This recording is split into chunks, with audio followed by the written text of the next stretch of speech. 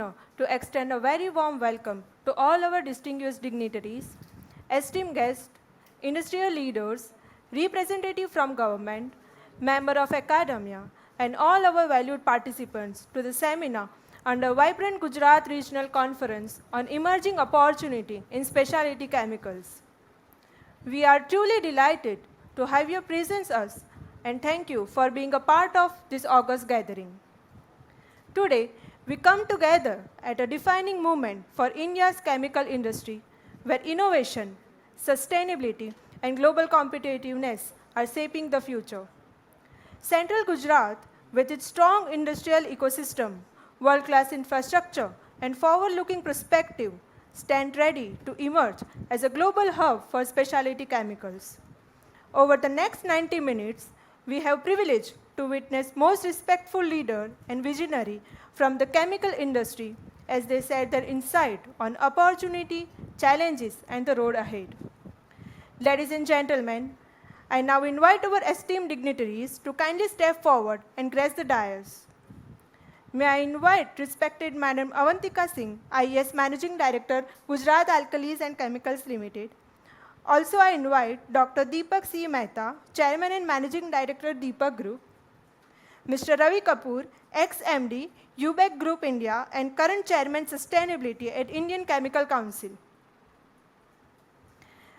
Mr. Kunal Mittal, Executive Vice President, Sumitomo Chemical India Limited. Mr. Milind K. Mehta, Managing Partner, KC Mehta and Company. Mr. Suresh Ramachandran, Country Head, Arkema Chemical India. And also, our moderator for today's panel discussion, Mr. Vishwanath Rajendran, Senior Partner, Kearney India. May we welcome our distinguished dignitaries with a warm round of applause as they take their places on the dais. Thank you all. Ladies and gentlemen, before we proceed further, let me take a moment to introduce a distinguished dignitary who have graciously joined us on the dais today. It is our privilege to welcome Dr. Deepak C. Mehta, Chairman and Managing Director, Deepak Group, a visionary industrialist and one of India's most respectful leaders in the chemical sector, who has championed innovation, responsible chemistry, and sustainable growth. Thank you, sir, for your esteemed presence today.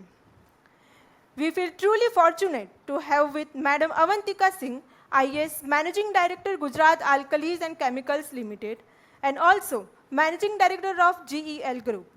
Under her dynamic leadership, GSL continue to drive innovation, sustainability, and industrial excellence. Thank you, Madam, for gracing us with your valuable time.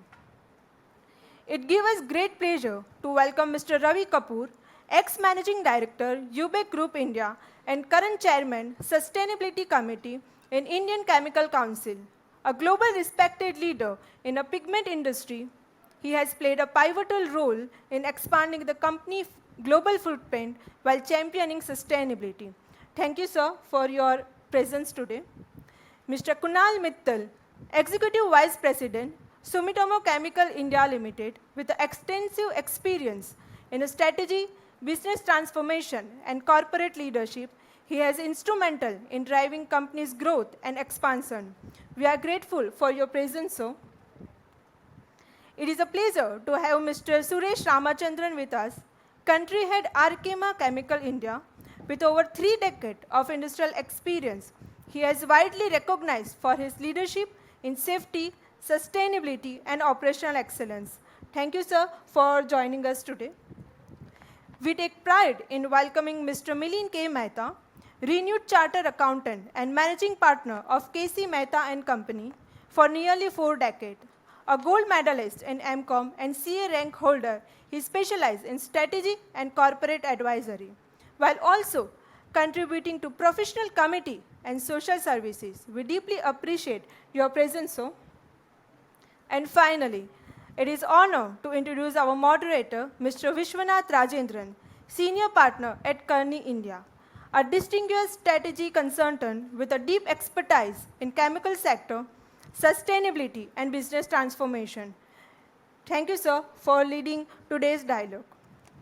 Moving further, to formally set the tone for today's conference, it is my privilege to invite Madam Avantika Singh, IAS, to deliver the welcome address. Madam, may I request you to kindly address the gathering.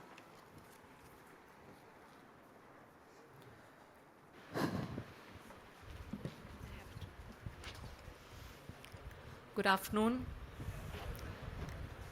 Distinguished dignitaries on the dais, Shri Deepak Mehta ji, Shri Kunal Mittal ji, Shri Ravi Kapoor ji, Shri Suresh Ramachandran, Shri Milind Mehta, and Shri Vishwanathan Rajendran. Other dignitaries of the dais, industry leaders, members of the academia, members of the GACL family, esteemed guests, media partners, and ladies and gentlemen. First of all, on behalf of Gujarat Alkalis, I extend a very warm welcome to all of you today to this vibrant regional conference and specifically to our seminar on specialty chemicals, the Central Gujarat Advantage. As I stand before you today to speak on this subject, I realize that out of the 4 districts where I've served as district collector, 3 districts were from Central Gujarat, Barodara, Anand, and Ahmedabad. And at the heart of the industrial growth of this region is the chemicals industry. I could say it is the spine or backbone of industrial growth in this region.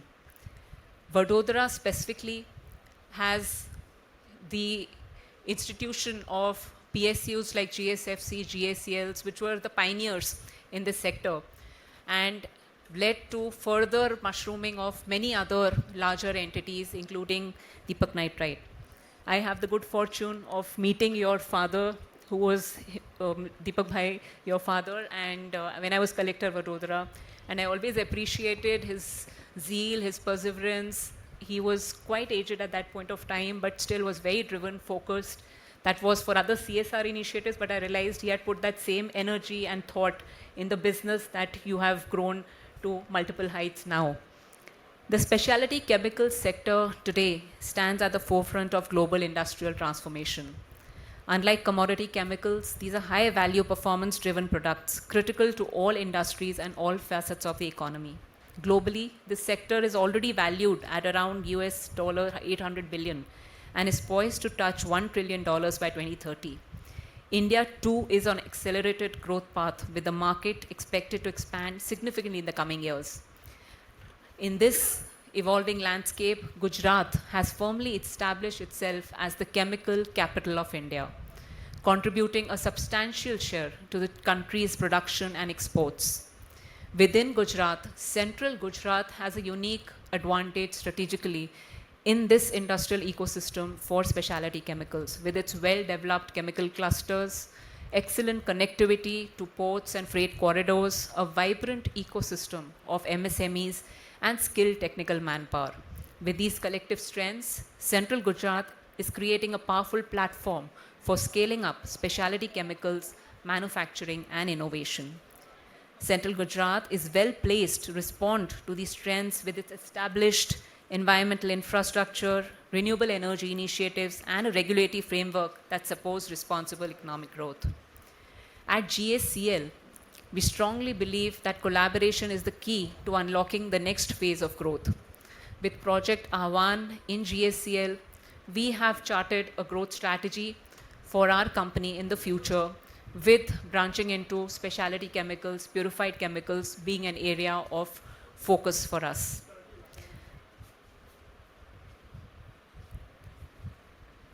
Welcome, Bhupendra Bhai. As we aim towards Viksit Bharat 2047, Viksit Gujarat 2047 is at the base, is the growth engine for Viksit Bharat 2047. And I believe Central Gujarat, and that too, the chemical sector in Gujarat, is going to drive this growth trajectory towards Viksit Bharat 2047. Let us all together make Central Gujarat the global benchmark for sustainable green chemistry, and let us collaborate, innovate, and lead the chemical sector and contribute in the growth and development of not just our state, but the entire country. I'm sure that the deliberations on the subject today, with such an esteemed and distinguished panel of dignitaries, this session will be a great success. The deliberations would be engaging, insightful, and would lead to the future course of action for not just GACL, but the entire chemical ecosystem in the Central Gujarat zone and the state as a whole. Thank you so much. And again, a very warm welcome to all of you.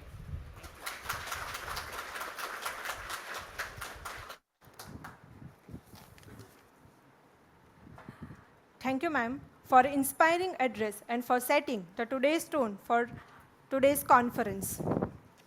May I request madam to join Mr. Vishwanath Rajendran to launching of white paper on India's specialty chemicals developed by knowledge partner Kearney.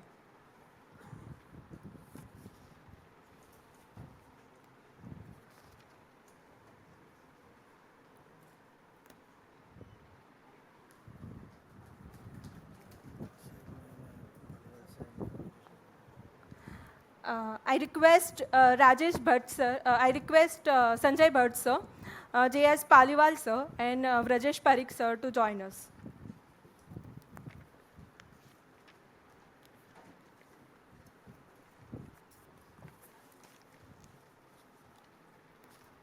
May I request all dignitary to hold the copy of the white paper at a chest side for capture of the moment.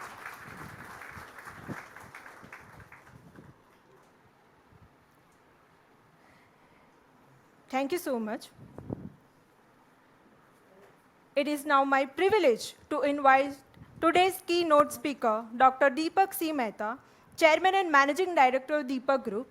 Dr. Mehta, may I request you to kindly address the gathering.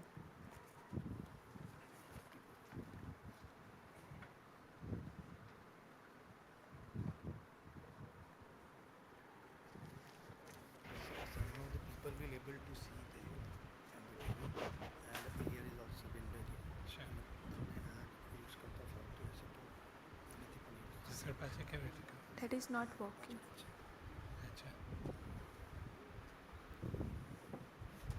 Good afternoon, Avantika ji, friends on the dais and off the dais.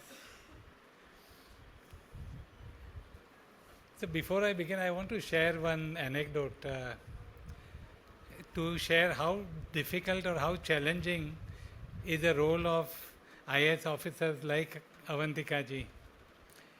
And we had, I will tell you the name a little later. He was the managing director of GNFC.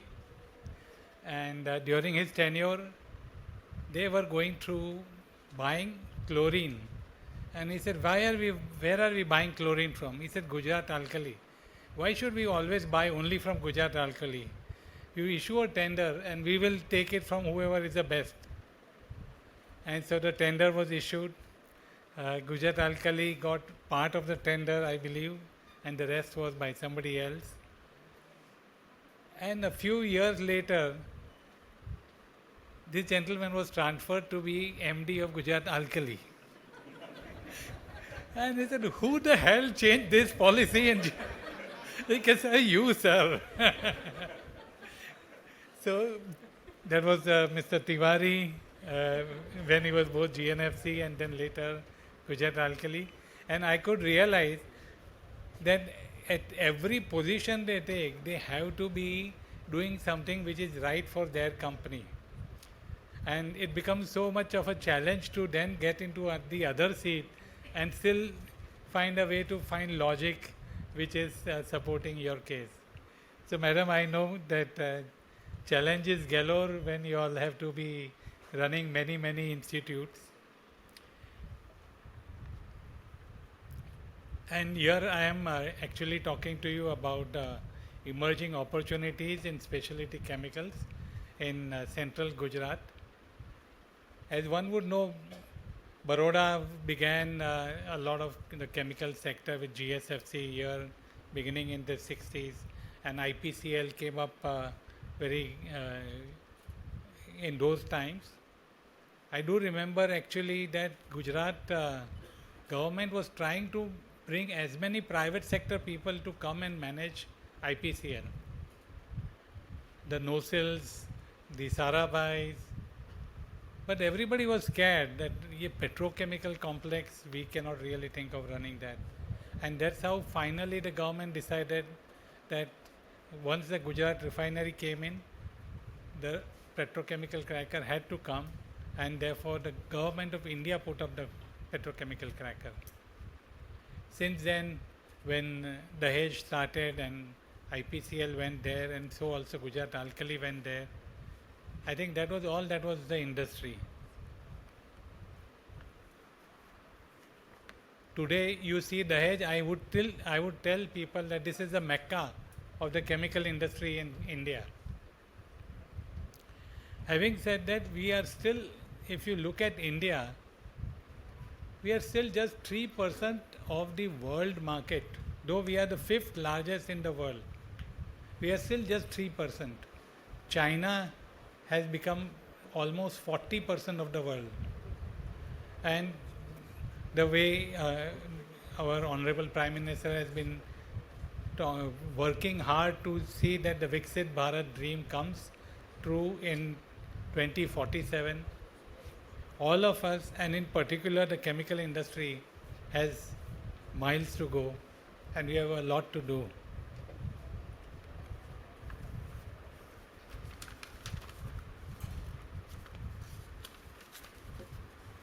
So, as I was just sharing, that in the earlier times were the basic industries, the building blocks that came about, GSFC over here, IPCL next door, and in Dahej, as IPCL came up with the cracker over there. Over a period, Gujarat has become one of the foremost players in making all the building blocks. The country's 90% of soda ash got to be made here in Gujarat, in Mithapur, in Saurashtra Chemicals, which was there, Drangadra, which was there, and then came in Nirma and others. The chlor-alkali industry grew very well, and Gujarat Alkali has been a leader in this. In fact, you may not be aware, madam, the number of chemical companies that have grown in Gujarat thanks to Gujarat Alkali.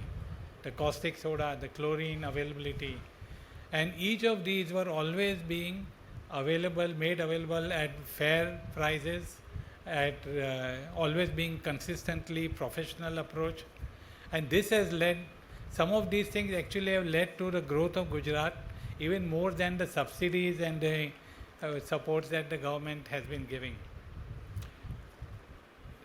While these things happen, Dahej has been growing into more and more industrial sectors, and today I believe that there would not be any segment or sector in the country which is not represented at Dahej. The entire fluorine industry is in Dahej with Gujarat Fluoro, with SRF, with Navin Fluorine.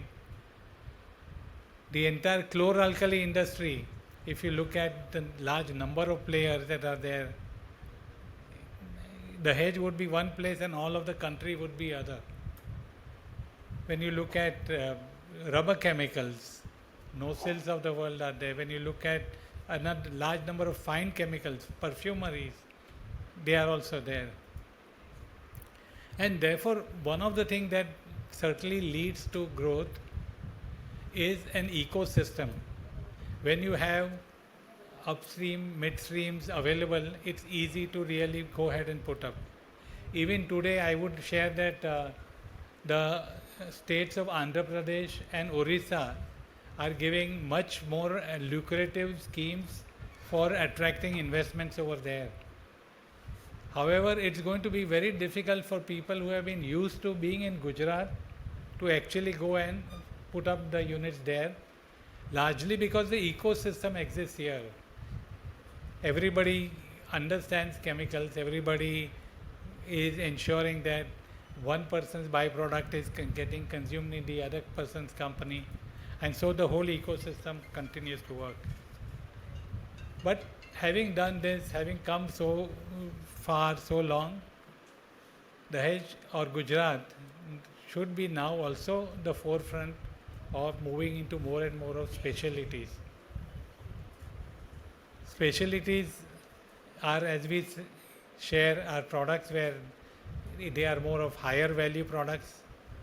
They are products which are more customer centric, focus on the customer. They are more where knowledge and innovation makes the difference, while commodities are places where capital investment makes a big difference. And as we move forward and get into a situation of commodities now being well placed, it is important that hand in hand the specialties are constantly growing. When we look at the next phase, particularly in Gujarat with the semiconductor businesses coming up, solar becoming one of the biggest players here in the country, a lot of work being done on batteries, and of course the latest recent pharma park that has just recently come up. These all signify a need and a desire to move away from just capital intensive businesses to also getting into more of knowledge intensive businesses. However, the unique strength of Gujarat has been that even for these specialty industries, that being close to the commodity industries plays a huge difference. And just after the COVID years, if you may have found that while the specialties would always do very well, there were a couple of years when the specialties actually did bad. The Pidilites of the world, Asian Paints of the world were actually doing bad. It was only those industries which are connected, where logistics became a major issue, that the industries thrived or survived. And therefore the industries which were in and around the hedge actually grew very well. It was during these times that a company like ours moved in from making commodity products like phenol and acetone to making semi-commodity products like getting into newer solvents and isopropyl alcohol, which is one of the solvents that is required for pharma industry, came in. It was just around the time when COVID came, and therefore for Gujarat, IPA was one of the key products that were required for remaining safe. And I can tell you, around the time when our plant was just getting commissioned and everything was locked up, it was the Gujarat government that helped to say, okay, if you are going to be making this IPA, we will ensure that you get right of way for your trucks from wherever in India to come over here and ensure that your people are allowed to work 24/7. And literally, as soon as we came into production, the markets were there waiting, and we felt good that we were able to come up at the time when the country needed it most. But as we move towards this focus from commodities to specialties, one of the things that is also possibly a role change would be in the commodities playing a slightly different role. I believe Gujarat Alkali actually started to set up that process, but somewhere along it did not continue. But I may just bring this topic. Gujarat Alkali conceived, why can't we put up a chlorine park? And instead of transporting chlorine to various places, and each company trying to put in facilities to take care, safety, hazards, etc., people can come, get their benzene, we make the chlorobenzene and give it back to them. And they would ensure that handling all the byproducts, etc., would be taken by that one park. I believe that the commodity players will have to be playing more and more of such type of a role if the specialties have to be putting. If GNFC is there, they should be looking at saying, okay, not only we are going to be making TDI, but we will start making more of isocyanates for whoever wants, for the agrochemical industries. So in the same way, some of these commodity companies will be required to go through this change in which they become the toll manufacturers for the expertise that they have. like in nitration or hydrogenation, I would encourage our team at Deepak to say, okay, we'll put up these nitration plants. Whoever wants to do the nitration or hydrogenation, we do it and give it back to them. We don't want to be in all the products. Let there be specialty people who come for this focus approach and then move forward.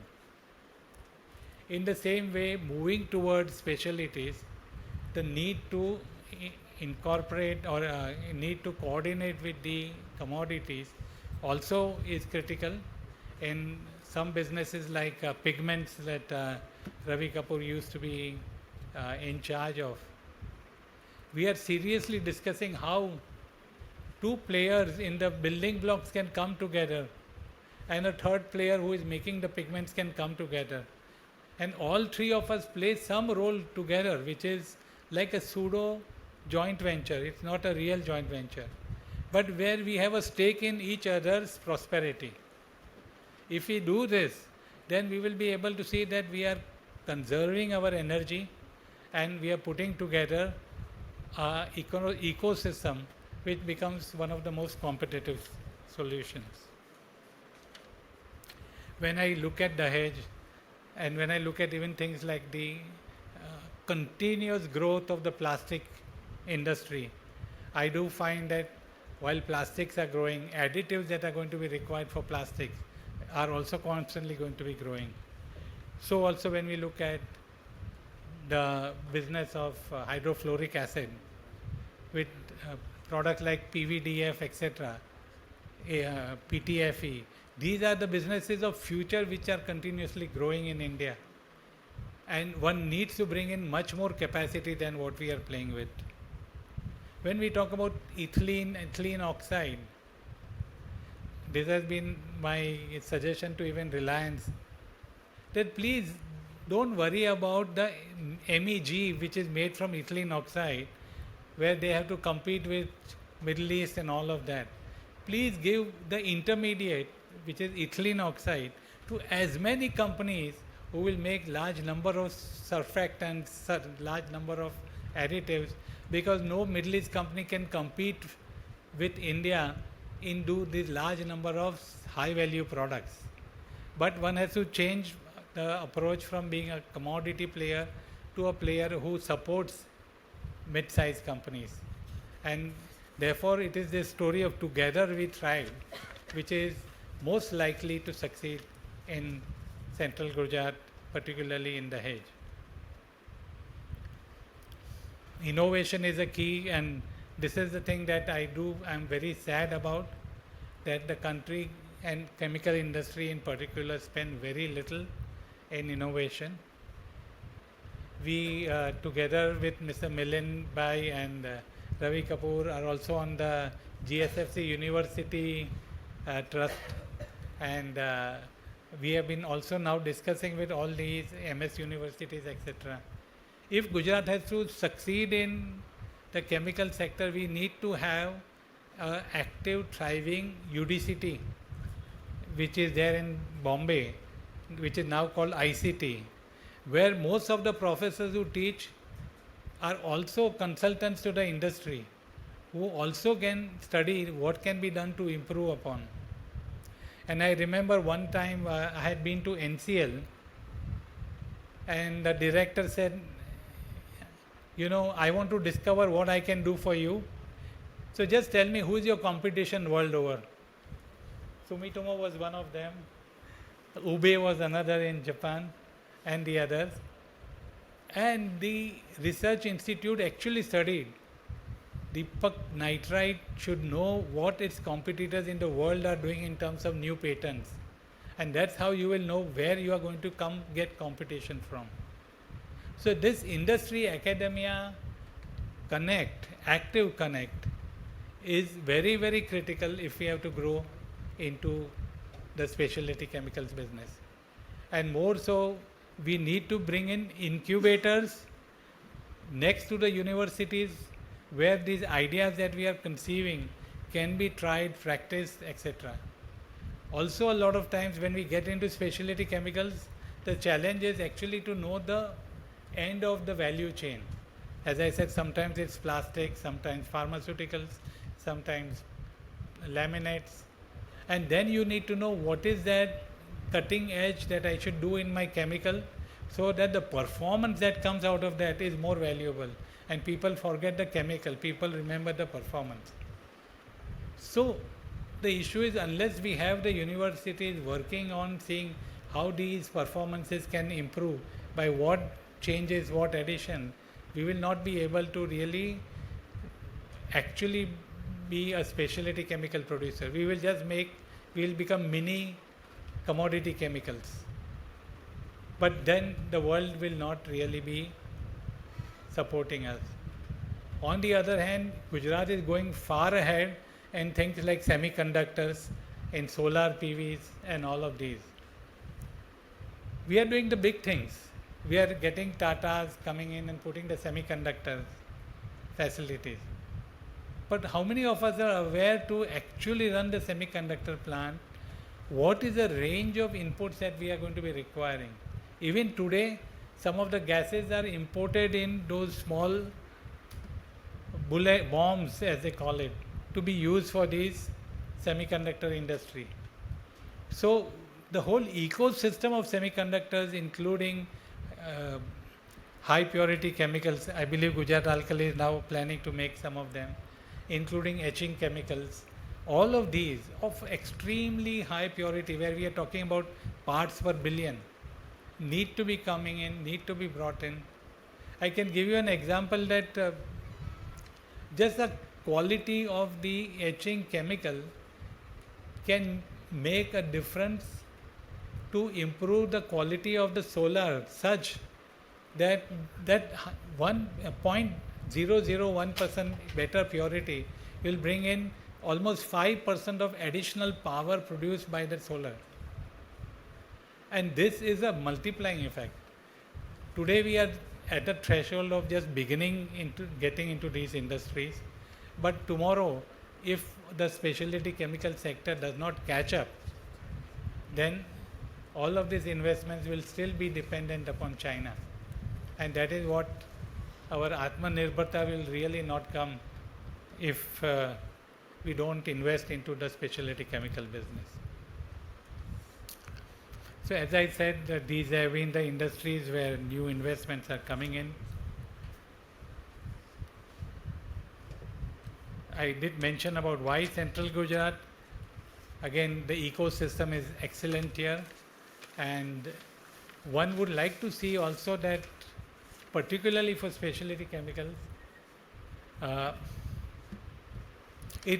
one of the things it requires is to see how I can get good talent, because it's all knowledge intensive, and therefore one of the requests, madam, is that around cities like Baroda, Surat, these are the cities where we will be able to attract good talent to come and stay over here. And if around, and the universities will be always good over here.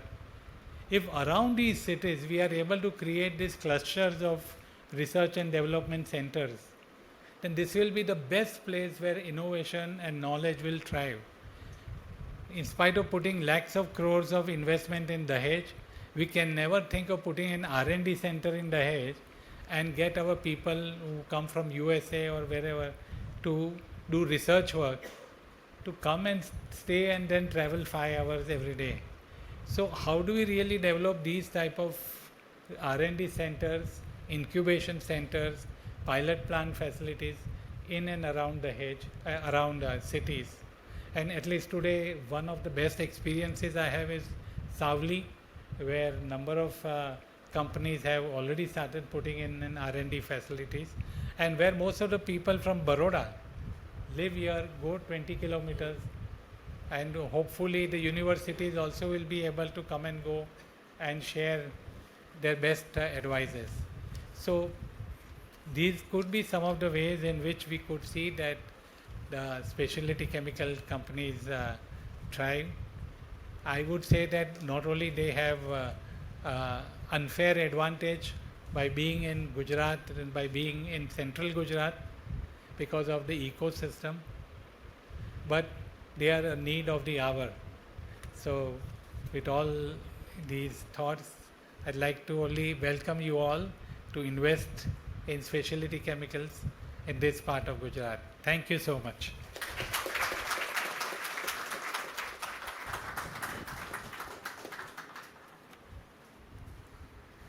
Thank you, sir, for your insightful keynote address.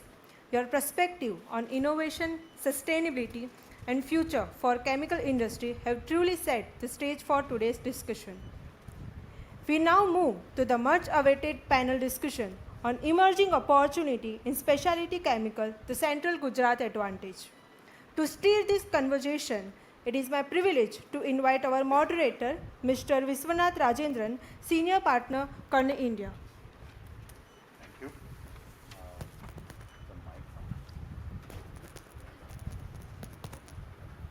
Good afternoon, everyone.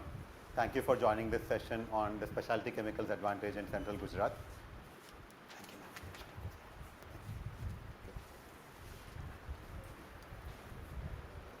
Deepak Bhai already set a great context for the discussion we are about to have. He already stole a lot of the points I was going to say, but I'm going to build further on some of those themes that he mentioned and hopefully have a rich discussion where we build on to a great plan for how Central Gujarat can become and continue remaining the hub for chemicals in India and the coming wave of specialty chemicals in India.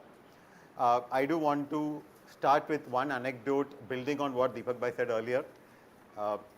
We do a lot of work with global companies. Last year, we were working with one of the world's largest global agrochemical majors. And the question they asked us was, in the last 20 years, they've got a lot of success sourcing chemicals from China and then from India. And their question to us was, after those, for the last 20 years, these countries have produced, but what will be the next country that's going to come after India? And we did a fairly systematic study to see, after India, which is the next cluster that's going to emerge. And in India, we often shortchange ourselves. We talk about our infrastructure problems, our people problem, our cost problem, our raw material problem. But actually, it turns out that for the next 20 years, there is no alternative to come after India for specialty chemical manufacturing. It's going to remain China, it's going to remain India and the US. But outside of these three regions, it's not Southeast Asia, it's not Eastern Europe, not Latin America, not even the Middle East. India is going to remain one of the top 2 or top 3 markets for specialty chemicals globally for the next 20 years. So over the next 20 years, this specialty chemicals opportunity is really ours to lose. It's no more ours to win. But that said, right, we are always going to be number 2. This is a market where the gap between number 1 and number 2 is really the challenge. As Deepak Bhai mentioned, this is a market where our competitor is a country that is led by a chemical engineer. The Chinese premier is a chemical engineer, and they have invested substantial amount of capacities, what sometimes seems irrational amount of capacities in a lot of specialty chemicals. So becoming a stronger and stronger number 2, maybe a number 1, will need very careful maneuvering, and it will need substantial investments from the government, from the academia, from the industry, and from customers who are buying from India. In this panel, we will look to cover some of these themes, and that's what I'm going to structure today's discussion on. We will have about 5 questions to cover in today's discussion, and then we will summarize. One question directed at each of the panelists. We'll go through thematically the main questions that Gujarat needs to address to become the cluster, the chemicals cluster for the world in specialty chemicals. I'll start with Deepak Bhai. You already addressed some of these questions. So Deepak Bhai, I think you spoke about the ecosystem that Gujarat has. We have the nitration players, the fluorination players, the bromination players. We also have probably India's best infrastructure in chemicals. But that said, we are still not a globally competitive cluster the way we could be. What are 2-3 things that Central Gujarat can do to become a global cluster, like let's say the Chinese clusters, or like let's say the Rhine Valley cluster have emerged?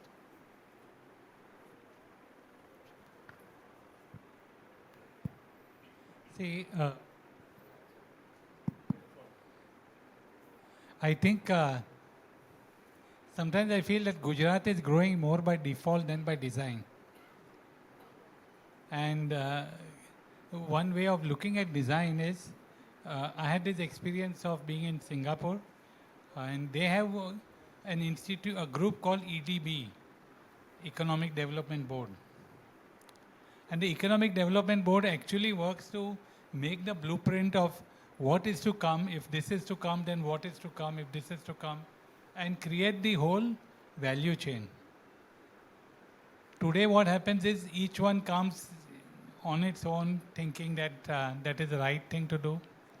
But there is nobody who is actually stitching together all of these players, that if capacity is going to come, how do we really see that before and after things are happening.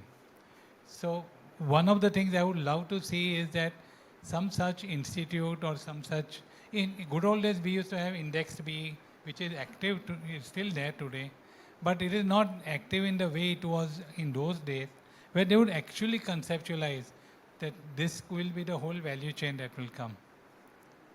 So this is one thing that I see, and whenever I look at companies, German companies, French companies coming into India, they don't want to do everything. They want to do like a plug and play and just put that part, and the rest somebody else is doing. So like a company will not want to invest into making syngas. So out there in the world, there is one company makes syngas, somebody makes fertilizers out of it, somebody makes methanol out of it, but syngas company is just the same. Here in India, we try to do everything, and we have, in a way, suboptimal capacities coming up. Plus, the ability to competitively give becomes difficult.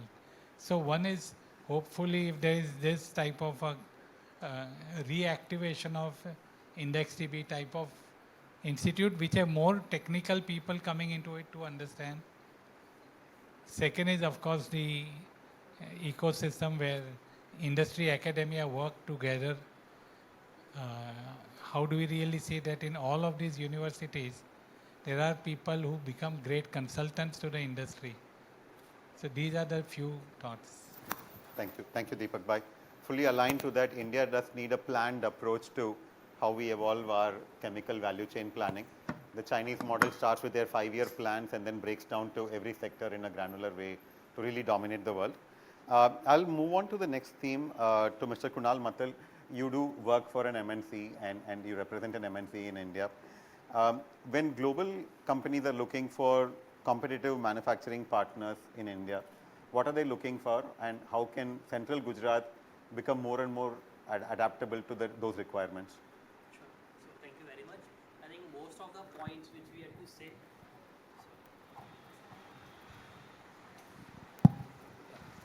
Thank you very much.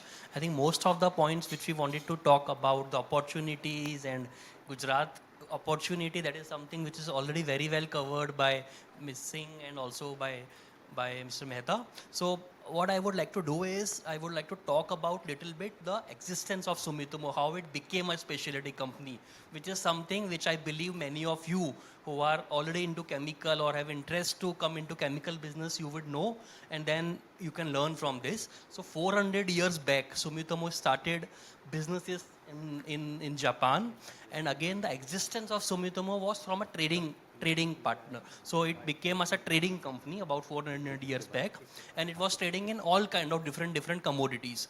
For about 300 years, the journey continued only as a trading company.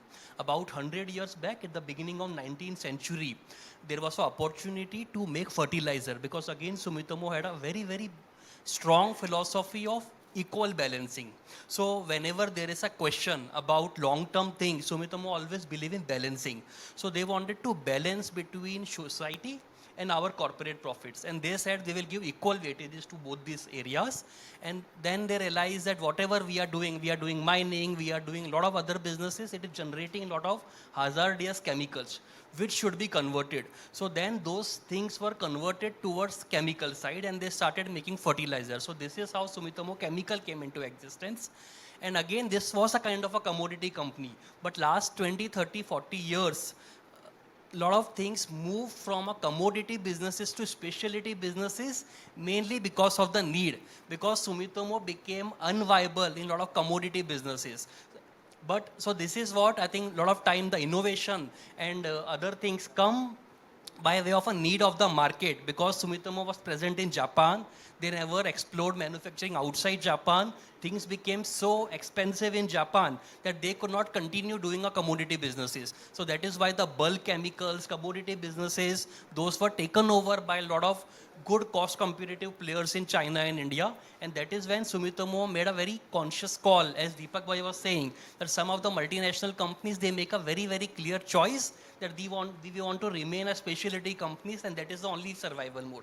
But having said that, as Deepak Bhai also rightly mentioned, the most important point of specialty is innovation in R&D. So there is no big difference between whatever we are doing in India versus where we want to go, which we want to become a specialty company. The products are very similar. Like most of the chemicals which are made in Gujarat, which is made by many of you, which is made by many of the panelists, the same kind of chemicals become specialty chemicals once you spend a lot of money and a lot of time and resources in doing R&D. That means improving the quality, improving the specification, reduce the impurity profiles. So once you do that journey, it is very, very easy to become a specialty company. This is first point. Second point which I would like to say is when we look at India market, Sumitomo started in year 2000. We were focusing only on specialty chemicals, 2, 3, 4 products, but it was not very, very successful because in a market like India, only specialty will not help us survive the businesses. So then in 2008 and 9, we took a special call of diversifying into generics and off-patent chemicals also. And then almost 90% of the businesses were into commodities, generic, and then gradually, which we are making it a specialty. So our request to all the players is, like as Deepak Bhai also mentioned, that from bulk chemical, they moved to semi-bulk and then going towards specialty. So that is the right journey. Even if you are right now into bulk chemicals, commodity businesses, those products can become a specialty with more patience of time once the market grows, and also whenever you are spending a lot of time in R&D. Again, don't pick up large number of products, pick up 1 or 2 products, put all your R&D towards it so that your specification, your quality is become famous, and then everyone started coming to you. So that is something which will be a very important journey, how it can be done. And coming back to the question which you asked, that how multinationals look at India. So as we mentioned that right now, our global manufacturing, especially if we talk about agrochemicals, is 100% concentrated in Japan. We want to manufacture a lot of products in India. We have started the journey right now. We are making 3, 4, 5 products from our parent company. And in the future, we want to have equal 50% weight between India and Japan. But whenever we do that, final products, we can do it. But it is impossible for any one single player to be fully backward integrated in all kind of different raw materials, intermediates which are required. In Japanese time, when these plants were set up maybe 20, 30, 40 years back, it might be possible. In today's world, it is not possible. So a very strong ecosystem of partners are very, very important. Whenever we as a multinational, we think, because we are also into B2C products. So the final steps from the registration point of view globally, from quality point of view, from B2C point of view, we want to keep it in-house. But except the final 5 to 10% or 20% of the processes, for remaining 80% of the entire value chain, we are very happy to work with our partners. One single company cannot do everything. And that is how we are looking at the partners in India as like intermediates. If you look at only agrochemical intermediates, today India is importing intermediates valued about 20,000 crore from China. If you look at pharma industry, India has become the pharmacy of the world. But if you look at the value of the key starting materials or the intermediates for pharma, which we are importing, is more than 50,000 crore or 45,000 crore today. So what we all need to do is that we have to reduce this dependence from China by expanding into more and more intermediates, into pharma, into agrochemicals, and that is how it can be done. That is what our belief is. Thank you, Kunal. Thank you for that We- view. We are honored to recognize the presence of Sri Ashwini Kumar Sir, IS and Principal Secretary, EPD Department. We welcome you, sir. Mr. Vishwanath, you can carry on. Welcome, sir. Thank you, Kunal, for that nicely summarized view of what multinationals are looking for. I'll now move to Mr. Ravi Kapoor to talk about, we spoke about the vast spectrum of areas that specialty chemicals represents.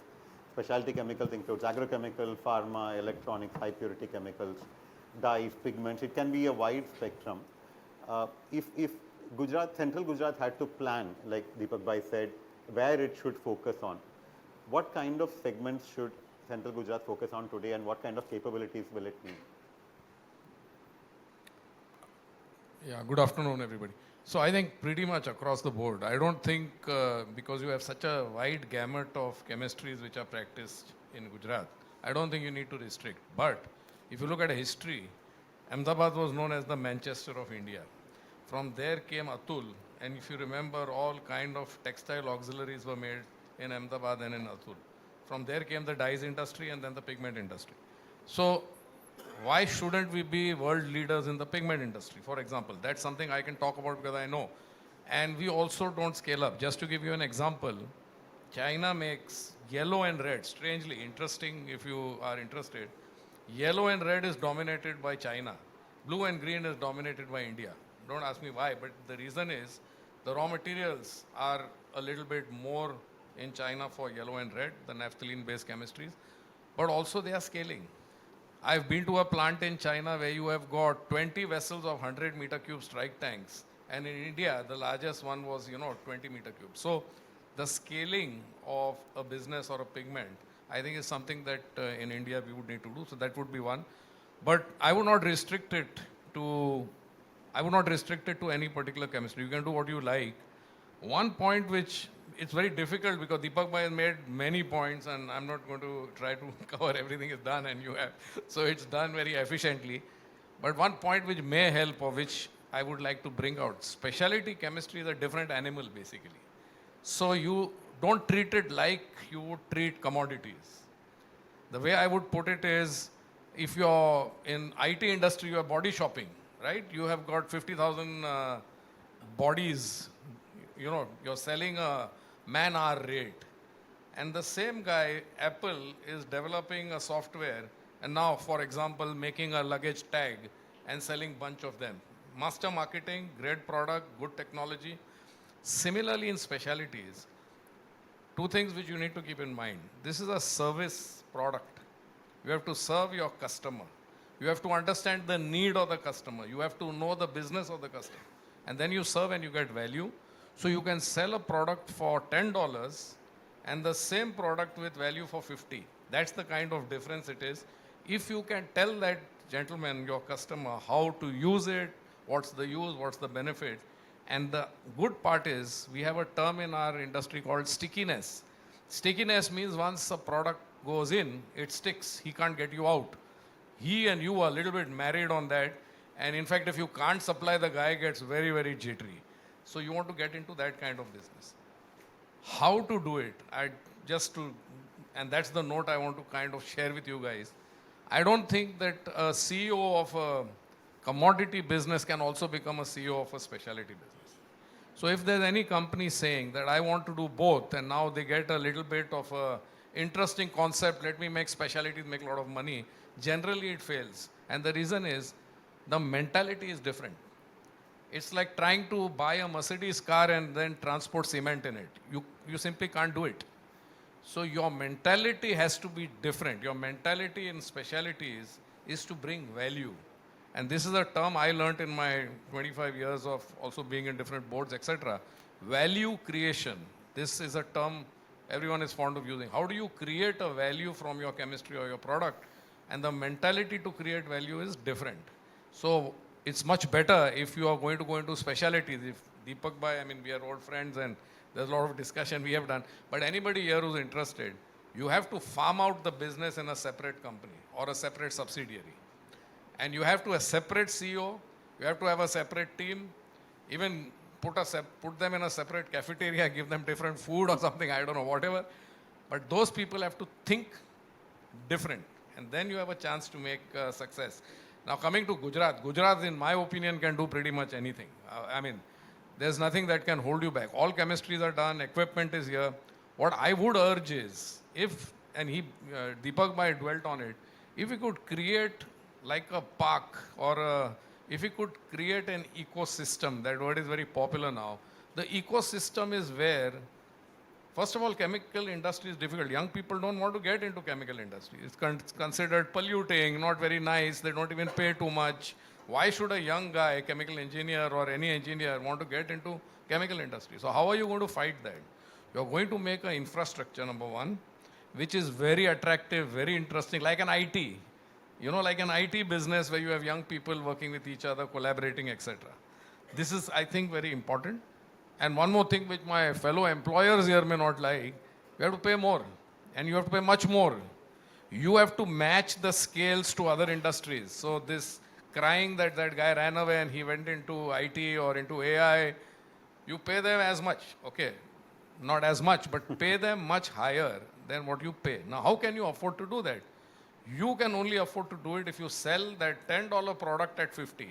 Then share your margins with your employers. Okay? Get them to really come in, make that thing, and then there is an entire multiplier effect which happens. You make great product and you sell it. Okay? So I would say that's my 2 bits on at least these 2 points. Great. Thank you, Mr. Kapoor. Thank you. As a token of our gratitude and appreciation, I request Sanjay Bhatt sir. I request Sanjay Bhatt sir to present the memento to Dr. Deepak Mehta.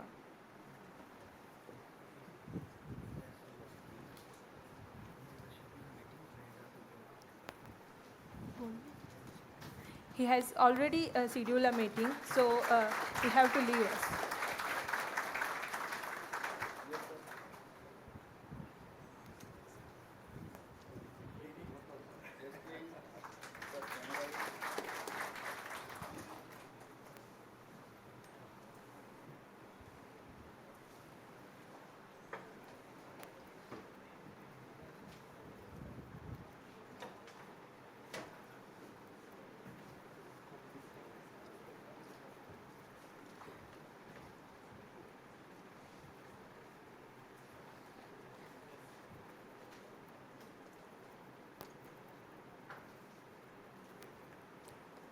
Mr. Vishwanath, you can continue our discussion.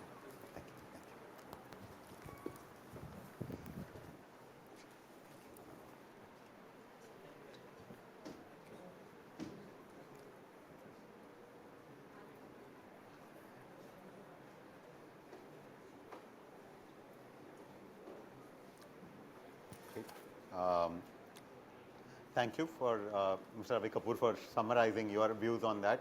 I completely agree. Specialty is a completely different mindset, completely different ball game, and it needs people who are very differently wired. But I also appreciate your point that even within specialty, scaling is really critical. It is not that specialty is only subscale. Our competitor is building up world-class scale in every product after product. We need to get there. From those factors, we will move to what drives value in specialty. Mr. Kapoor spoke about how you get $50 for $10. One way you do that is by going after export markets, and specialty chemicals work only if you're able to export our products to the most attractive export markets globally. And in that regard, I'm asking Mr. Ramachandran to talk about what can central Gujarat companies do to succeed more in the export markets and to become more competitive for exports. Okay, yeah. Thank you, Viswanathan. I think to become competitive, let's start from the starting line. I think the biggest strength of either central Gujarat or India, I think, is how we build plants. Today, I think the strength of India is project engineering. I think we have undermined our strength here. Being part of a multinational company, we have done some studies. To build a grassroots chemical plant in India today is far cheaper than the Western world. If it's 100 in the US, it probably is maybe 60 in Europe. In India, we can do it at 40 to 50. We've done some real work. I mean, it's just a benchmark. It can vary up and down. So the starting line is exceedingly good for India. I think we must capitalize on that. And probably Dahej has the best ecosystem to build I'm talking of grassroots chemical plant. So we are already starting at say, a plus 50, which automatically makes us export competitive at the capex level. The second thing today which we have strength, which one industry has shown us is contract manufacturing. I think we can have a lot of lessons from the contract manufacturers in India, especially in the pharma and agro market. They have been able to compete against China. That means something which they are doing is really good. We should probably do some case studies of contract manufacturing in India and find out how they could be so cost competitive. And they are primarily working in the export market. But I think one of the key strengths which we have there in contract manufacturing is our skill in R&D. Exceedingly high skill in R&D at a local level and going up to a pilot scale. I think that is the strength of India. Like Ravi said, going from pilot to a full-scale plant is not our strength. So we lack there. But I think going up to pilot is our strength. So somewhere there is a lesson there. How do we do the next scale up also to maintain the same competitiveness? And I think for that, we have the talent in India. A lot of young engineers. We need to attract more people into chemical engineering, into chemistry, core science. But I think the younger generation today, after all the fascination with IT and computer science, we must give credit to the IT industry in India 20, 30 years back. The way they attracted youngsters to that industry is remarkable. I think many of us grudge that children go to IT, but I think the IT people have created that ecosystem. The onus is on us industry leaders to create the same ecosystem to bring young talent into chemistry, into chemical engineering too, because these brains are going to make us more cost competitive. We always think that being cost competitive is only variable cost. You know, X, Y, Z gets raw materials cheaper than other people, so we are going to be more costlier. There are other ways we can counter that. And one of the best aspects which I think India can have is going to be operational excellence. I think we have some brilliant engineers amongst us. If we don't get raw materials cheaper, can we save something on the operational cost itself? So I think going forward, operational excellence is going to be the key word, and that's where we need talent. So I would encourage everybody here, if you meet youngsters in schools, especially if they are in the 10th standard, 11th standard, please explain to them the beauty of chemistry. I have one very live story 3 years back. I was flying back from Dehradun to Mumbai, and I had two young girls sitting next to me. One of them was a 12th standard girl. And before the flight took off, I was talking to my office about something in our company. And immediately later on, she asked me that, am I in the chemical industry? And I said yes. And she had just given her 12th standard exams, and she was about to get into counseling, and she had scored 99%. And through the flight, she kept asking me a lot of questions about chemicals. And her parents were sitting behind. And when the flight we got off at Mumbai, they said that they had not seen their daughter talking to anybody so much, and requested whether I could continue to counsel her through her counseling session. I had no idea who these people were, but this girl kept asking me during her counseling session, and the end result was she joined Institute of Chemical Technology. And today she is in the 3rd year, and she is very happy. She is very happy. She keeps contacting me to choose her electives, and she's very bright, and she was almost about to take computer science. So I think one talk with a co-passenger results in this. Imagine if we do this as a proper exercise, how much more can we do this? I keep repeating this to many people because these young talents are the one who are going to make us cost competitive in the future with their intelligent skills, which the chemical engineering industry needs a lot. Last one point I would like to touch is a weak area today, again, where we need good talent, is we are very good in manufacturing India, but when it comes to product application, we are very poor. And I think this is where Europeans score very highly over India. So I think we do not have talent immediately in India for product application. It may take another 20 years to build this. So I would say if we don't have talent in India for product application, let's outsource the talent. Maybe the Western world did that with India. If you take project engineers today, they're all Indians working for the entire world. So let's do the reverse. I mean, if we can get some good talent from outside to help us product application for the next 20 years to make the bridge, we should do that too, because competitiveness also comes from product application. So I would end here. Okay.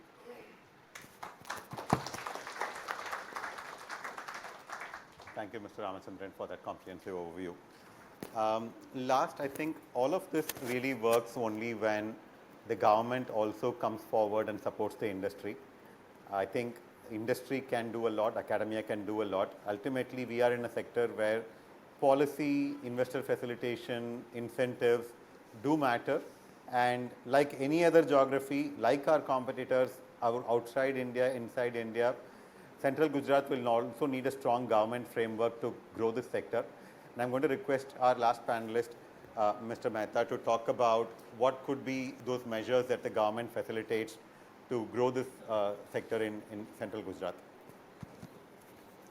Thank you for giving me this opportunity. Thanks GSEL for calling me, inviting the only non-technical person in the entire panel possibly. I am the person from the commerce background, and I'm speaking to all people who are on the chemical side. So thank you very much. I think coming to this aspect, I think one of the aspects which we have, and I think it is important that we all persons who spoke were predominantly from a larger industrial backgrounds, right? They were all talking about bulk chemicals, and they can afford to have the entire ecosystem which could be created by themselves. But what about the MSME? And I would want to say that for any industry to survive, it would be also important to create the entire ecosystem for the MSME sector around that. And what would be important is that where you have, I think, an integrated circular chemical parks, I think which would be very important. If you really want to be successful in specialty chemical, you will have to use all the streams of the chemical that you use, and as we call it, is in a perfect chemical balance if you achieve, where the least amount of material goes out in the waste. So one person's waste becomes the raw material for someone else, or one person's byproduct becomes the product of someone else. And if there is an overall planning, to which Deepak Bhai did make a reference like Index B, where someone does an overall planning for the purpose of development of industrial parks or chemical parts, which would do the balancing in respect of material which is consumed, material which is produced, the byproducts, and the use of byproducts which are required to be done. And for that purpose, it may be a good idea to take help of the industrial leaders who are working in these areas, take their help and develop these chemical parks.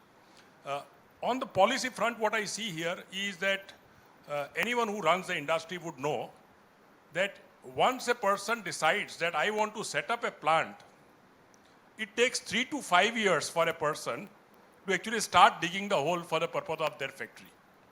Because first they will have to go through a very arduous process for identifying the land.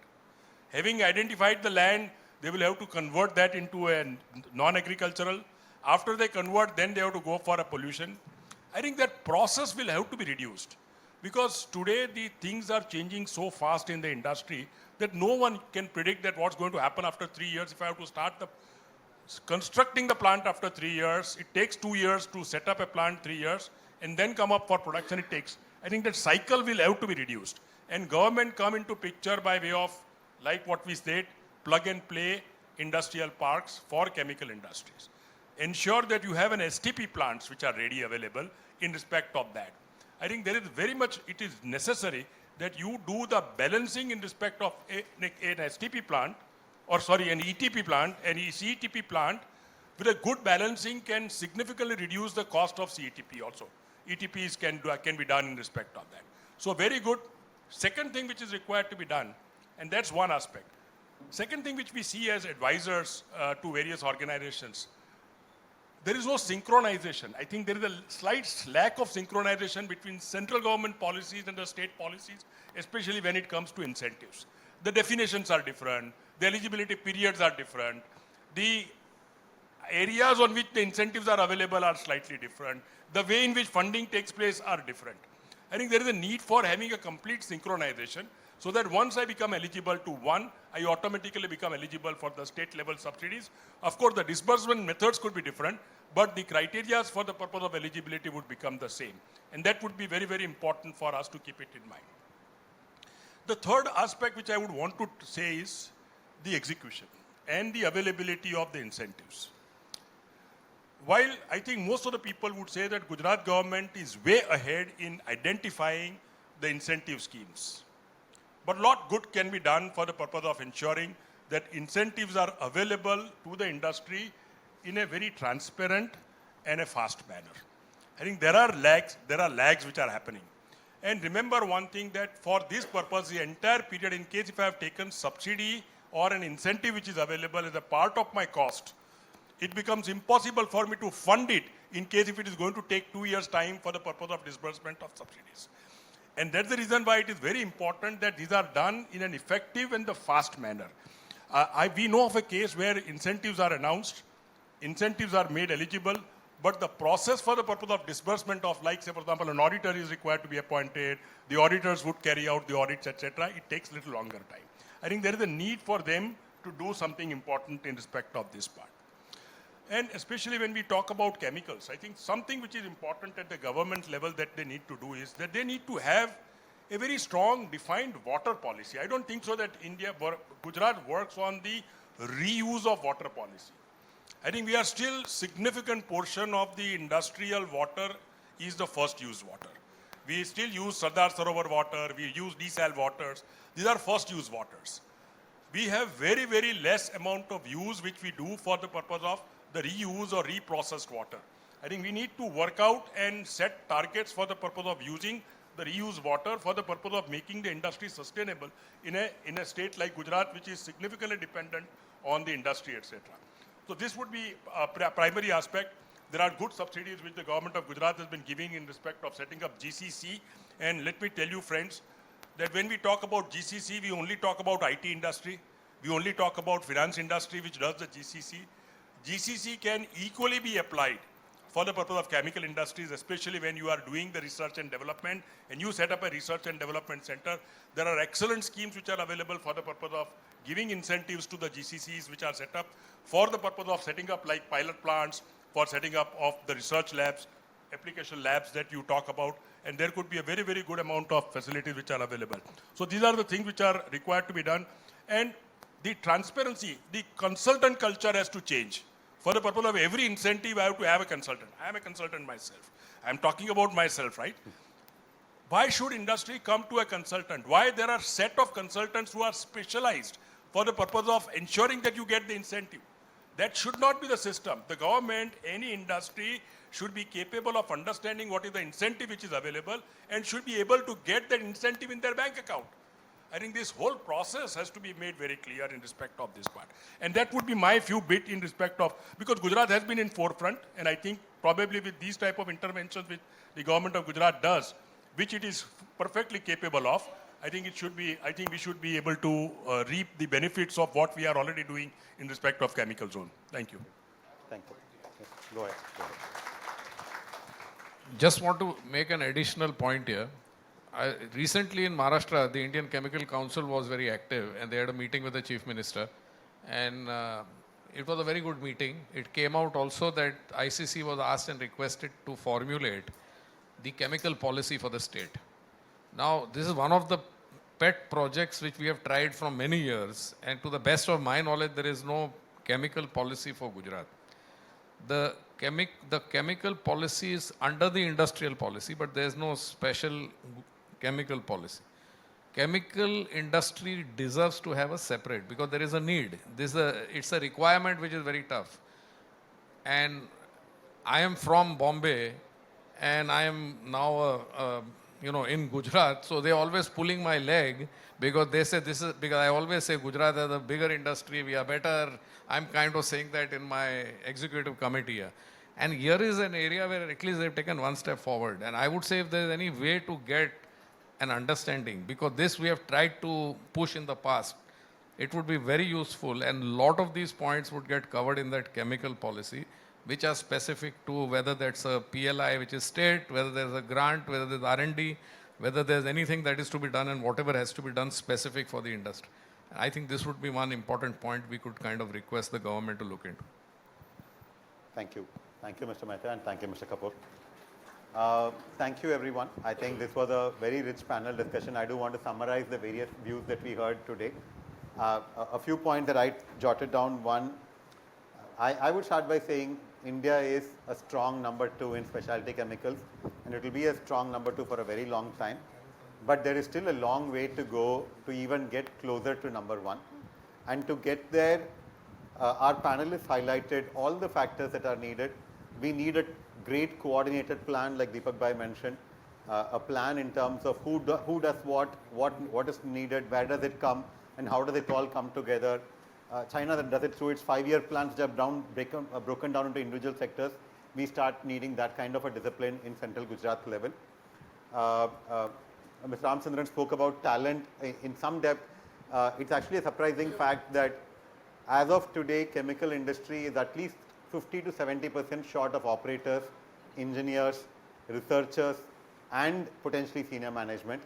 The growth that we are projecting right now, there is a vast talent gap.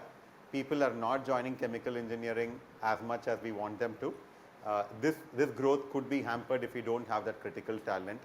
I think Kunal spoke about what MNCs are looking for in terms of the country having the right capability to supply to the exacting standards that a Japanese customer would have. The demand is there, supply needs to match up to what the demand is looking for. And finally, all of this needs to be coordinated through government policy, action and intent. We need a policy. I think several states, even at the national level, we've been talking about this. We need coordinated incentives, and we need easy to access incentives, like Milind Bhai mentioned. I think all of this needs to come together. I am very optimistic about the prospects for this industry, but there is still a long way to go and a lot of things for all of us to do to help realize this vision. Thank you, everyone. Thank you for patiently hearing to this panel. Thank you, Mr. Rajendran, for moderating such an insightful discussion. I also extend my sincere appreciation to all our panelists for sharing their valuable insight and enriching today's conference. As we come to the close of this session, it is my privilege to invite Mr. J.S. Paliwal, Executive Director, Commercial, Gujarat Alkalis and Chemicals Limited, to deliver the vote of thanks.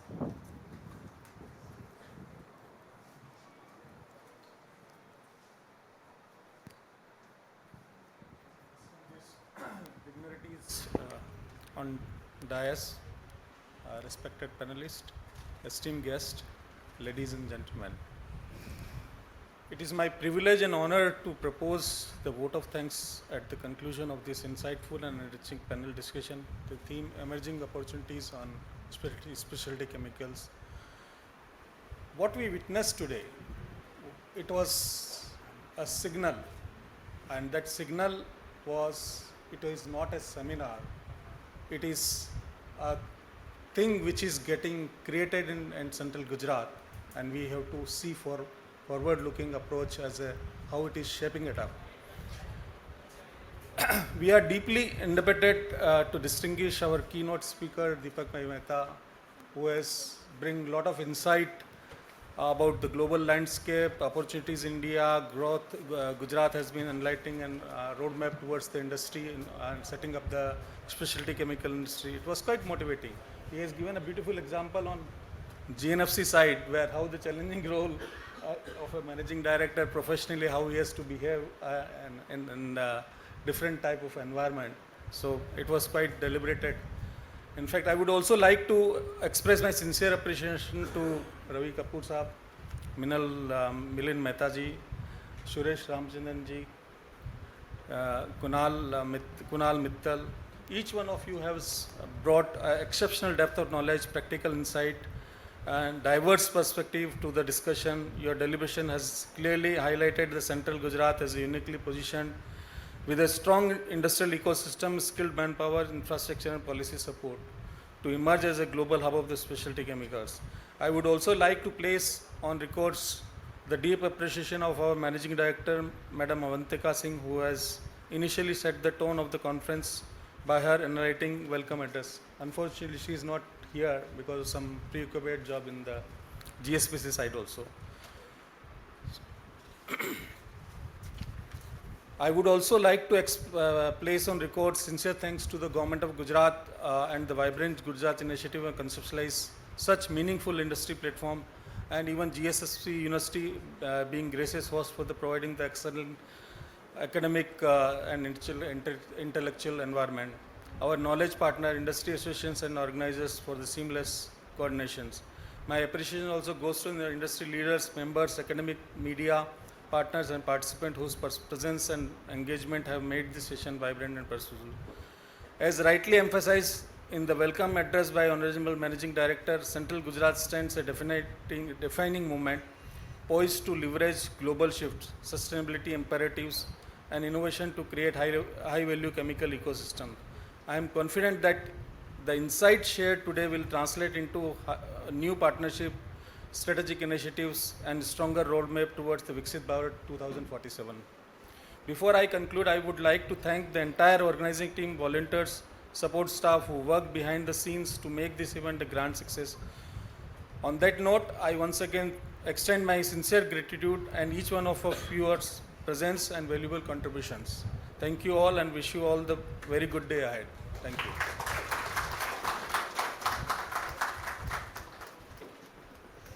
Thank you, sir. As a token of our gratitude and appreciation, we are pleased to present a banyan tree as a memento symbolizing strength, wisdom, and enduring relationship and sustainable growth. I request Mr. Rajesh Parikh, sir, to present the token of gratitude to Mr. Kunal Mittal.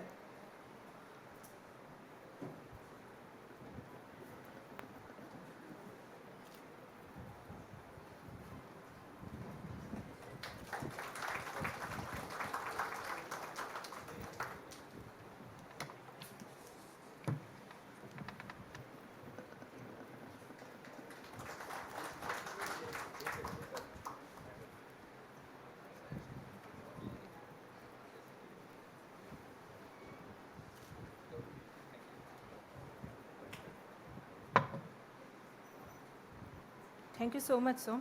May I request Mr. G.S. Paliwal, sir, to present a token of gratitude to Mr. Suresh Ramachandran.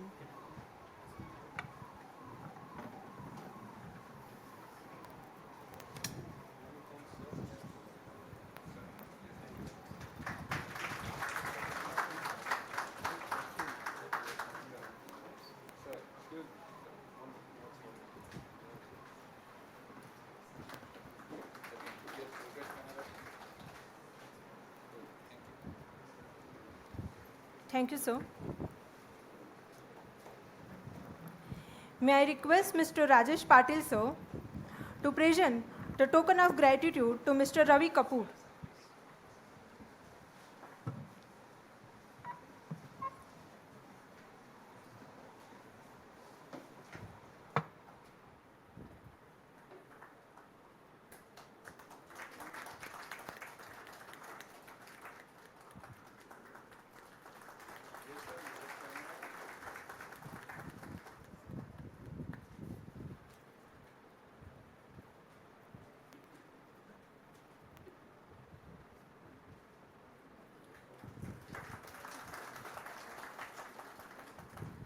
Thank you, sir. May I request Mr. Samir Desai, sir, to present the token of gratitude to Mr. Milin Mehta.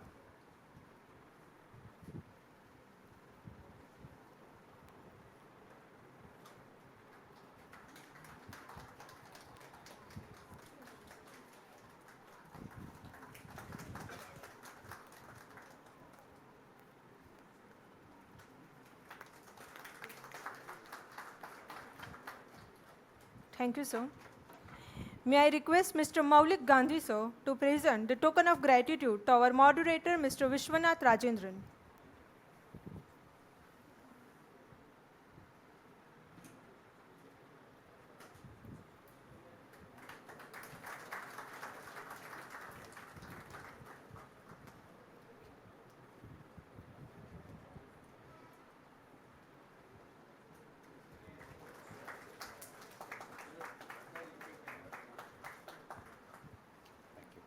Thank you, sir. Thank you all distinguished guests and honoring us with your presence and making today's conference truly memorable.